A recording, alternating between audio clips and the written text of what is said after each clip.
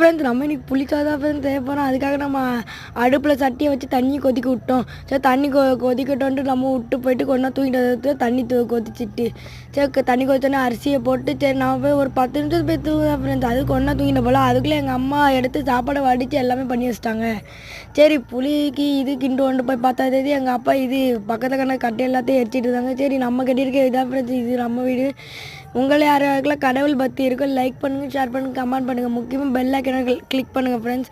சரி லைட்டாக சப்போர்ட் பண்ணுங்கள். அடுத்து நம்ம போய்ட்டு புளியை கரைச்சிருவோன்ட்டு போயிட்டு என் தம்பி எல்லோரும் விளையாடிட்டு இருந்தாங்க. அதில் போய்ட்டு போகி கொண்டாடிட்டு இருந்தாங்க. சரி இதில் நம்ம புளியை கரைச்சி ஊற்றி கொஞ்சோண்டு எண்ணெயை ஊற்றி கடலை பருப்பு எல்லாத்தையும் போட்டு செஞ்சிட்ருக்கோம்.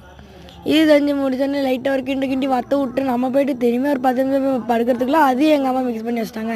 சரி ஒரு வேலையாச்சும் நம்ம பண்ணோன்ட்டு போய்ட்டு உருளைக்கிழங்கு பண்ணால் அதில் போய்ட்டு எண்ணெயை பொரிச்சு வச்சுல செம்மையாக ரெடி ஆகிட்டு அப்புறமேட்டுக்கு எடுத்து கொஞ்சம் கொத்தின்னு பார்த்தா செம்மையாக இருந்துச்சு ஃப்ரெண்ட்ஸ்.